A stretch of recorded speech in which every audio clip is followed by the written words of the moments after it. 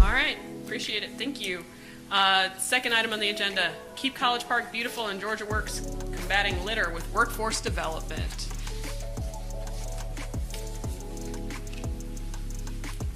I have a very short presentation today. The goal is to see if the city is interested in partnering with Georgia Works to combat our litter issues in the city of College Park. Georgia Works is a foundation that was developed in 2013. It's a residential program for homeless men that provides transitional housing, job training, drug abuse, case management, as well as job development in different sources. So you can become a partner or you can donate to the organization itself.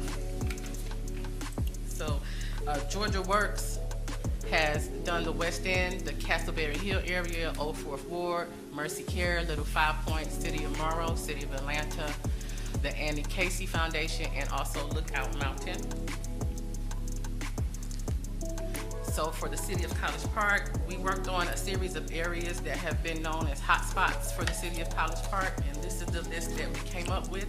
We have Godby Road, Godby Place, Old Bill Cook, Old National Parkway, East Main Street, West Point, Route 29/Main Street in Southampton. Again, if the council wishes and if you're interested, we can modify the scope, but these are the areas that we are constantly getting hotspot and complaints with on Q alerts as well. So hold on, wait, are you finished, Ms. Echeverria? No. Okay, No. go right ahead. So the cost with Georgia Works would be $15 an hour, and if we needed them for 8 hours, that'd be $120 per person. So we're anticipating $960 per visit for all of the areas on the list, and it can be completed in one day. Funds for litter prevention and litter pickup was placed in the budget under the Keep College Park Beautiful Advisory Commission. So the funds are available. All right. Questions? Councilman Clay. Yeah. When you say cost per visit, is that cost per visit per area or cost per visit to the whole city? So yes, now they have certain miles, so most of these would do 1 mile or maybe 1.5 miles. And what they did, we utilized the Keep America Beautiful ranking system for litter to identify the most critical areas and some that are not critical, but they were definitely litter prone when we took the survey. So we took a survey of this over several days with Georgia Works, and the cost is what they came up as to what it would cost for us to utilize the litter. So how often do you think we need to do a visit? So I think the key is using them when we're busy, and we are definitely busy during high growing season, which is now. Building grounds is constantly cutting right away. Sometimes with the rain we get delayed or we're having maintenance issues. So the goal is to utilize them when public work staff is busy in the high cut season or as needed. So how many months, how many visits per month for how many months of the year? So I'm thinking at this rate right here, I was thinking at least once a month. And then again, we have the funds budgeted. And next year, if you want to do more, I'm fine with that. But I think that's what I set aside in the budget for litter pickup and prevention was just under $10,000. So we're talking. So have you gotten references for any of the cities that? I can do that, but Georgia Works, it's a well-known program. They've been established since 2013. I've heard of them before I even came to College Park. So, like I said, the goal is they work with homeless men, and it's pretty much to make them productive members of society by giving them jobs. Right. So they'll be under their insurance with Georgia Works. They'll be undergo drug testing and be responsible for getting to and from work on time. And they have a case manager that will be there on site when they're in the city. And then you also have public work staff that can also accompany and check on them as they go along the routes. And I'll say, Councilman Clay, I had the opportunity to tour Georgia Works several months ago. Very impressive program in terms of the structure that it provides for those who are participating in it. And I was actually very happy to see this potential partnership with them because they really do great work. It's clearly a benefit to the people that they are rehabilitating through the program. And it seems very cost effective. And you're saying we have money in the budget now? Yes, we have money in the budget. So the ask is to see if we can put this on the next council meeting and go through the legal contract terms with Georgia Works to partner with them for this allocated amount at the next council meeting or the one after that. All right, Councilman Carn? I think this is a great idea, a great program. Obviously, we talk about litter a lot up here. It's a big problem. I'm somewhat familiar with Georgia Works. Councilmember Cleta Winslow has some involvement there. She has 4th District, which is Peoples Street, West End, Abernathy area. She's had that for years. She's no longer Atlanta council person now, but I think it's a great idea, and I understand the 10,000 is that you're saying that's based on what you got left in your budget. Is that That's what I budgeted for this year. I can probably squeeze a little more if you want, but again, that's what I budgeted. I don't think this is anywhere close to nearly enough for College Park, and if you're talking about once a month, I mean, it's better than nothing, but that's not going to put a dent in what we have. Looking at the areas here, I see these are some good areas of College Park. But I heard you say you based that on the Q readings, the reports that you get from the app. But if you wish us to modify this, we can. We just have to go back and resurvey the area so that the price is correct and right and works with their schedule. So these are based on the app cost. The only issue with that, and that's good, you know, I mean, you're using your metrics. The only problem with metrics is some of the worst areas where the trash is most prevalent in the community, the folks there don't use the app. That's why they're not on this list. The Camp Creek Parkway corridor, the Sullivan Road corridor. So a lot of the trash issues is a mindset issue. And a lot of that mindset is not tech savvy. So there's, again, another gap. That's why with that, say something, what's it called? The Q app? Alert.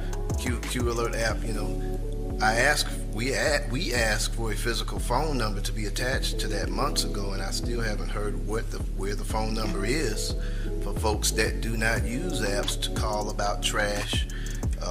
And I haven't seen a live number yet. We asked for that going on 2 months now. So we need that phone number as well, but that's a whole nother subject. I'm for it. I'm 100% for it. I don't think it's nearly enough money. The 8-man crew sounds good. One of the things I do worry about in terms of if the city, we're going to contract for it with this outfit, right? Yes. So in terms of just, insurance and indemnification for us, how does that whole thing Everything work? is official. Before I do anything, I get consultation with the legal team with every aspect all the way.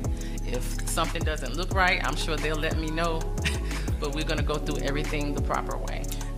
One of the things I used to see with our crews when we used to take them out with Public Works, and the one thing I really worried about, and I would talk to Mike Mason about this, I would see them out there and somebody was on their cell phone, on their phone, looking down.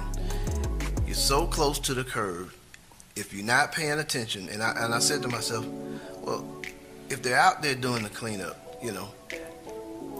I worried about the phones being a distraction, being that they're so close to traffic and, people, so, you worry about that type of stuff, but in terms of coverage, is the liability going to be on us or is it going to be on Georgia Works? On Georgia Works.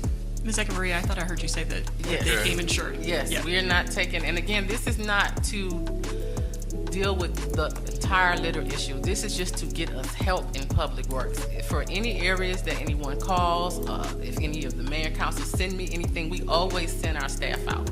It's just to put eight extra bodies of help so that we can start working on beautifying the city and keeping it clean. I'm for it. Let's expand some of the areas. I think we need to double this money at the minimum to start. But again, that's just my opinion. If we want to, put a dent in this, The max I can in do terms is of legal. probably an additional 5. That's just I have a budget and it's tight this year, so I can probably do that. And if you're willing to pass that and work on that, I can submit that in the contract terms to add an additional $5,000. Why don't we see how things go? I could work with the additional 5, to get started. I still suspect we're gonna need more, but if we could do 15, okay. And Winston, legally, regardless of if it's on them, if something happens to one of those workers, it doesn't matter. They're gonna sue us too. So, I mean, I get what you're saying, but we gotta get some protocols in order, and maybe in an additional paper they sign, indemnifying us as well, just for double coverage. Not that that would stop them from suing, but I want our paper, them to put pen to paper with us so that they know they're on their own out there. You follow me? Yes. In addition to whatever Georgia Works has. Yes. So that would be my suggestion. Mr. Denmark, is that necessary if the Georgia Works documentation? I mean, we haven't seen it yet. So, I mean, I don't know that we need to. Why don't we see what we've got before we necessarily hop into something that Mayor, we may not? Mayor, I think it would be very necessary. But I mean, belt and suspenders approaches sometimes in order, but I think we might want to see how it plays out. We'll see how it plays out.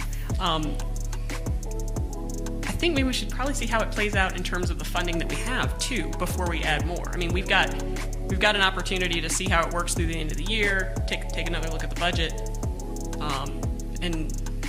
but before we, because if that $5,000 goes somewhere, if we're taking $5,000 from somewhere else that doesn't get it, why don't we just see where we are and how things are going? I think some of those were my questions. I had questions about a contract, and in the contract, is it easy to adjust the dates? I mean, could we put it like after the 4th of July? And can those dates be adjusted as we move along?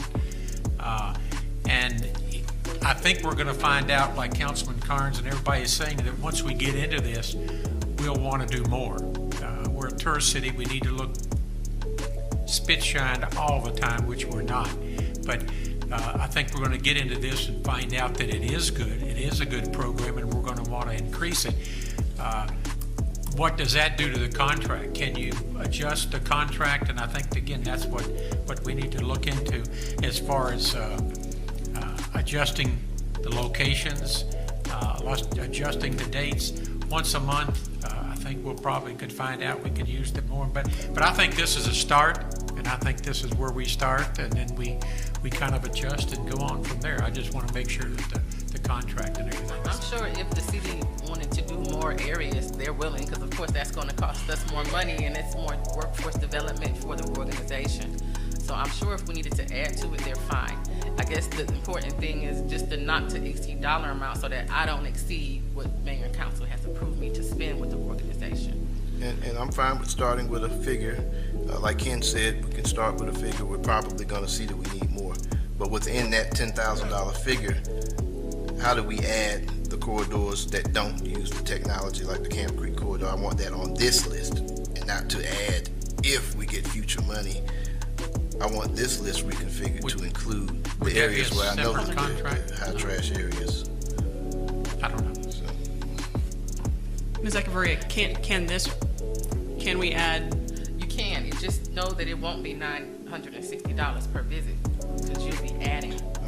So what I would ask is if you would send me what you would want me to add. I can tell you right now to get it.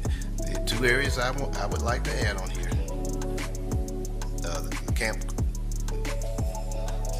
That was a good catch. Okay. The Camp Creek Parkway corridor, which includes obviously the frontage road corridor, which is the back of it, and then the front side of Camp Creek there.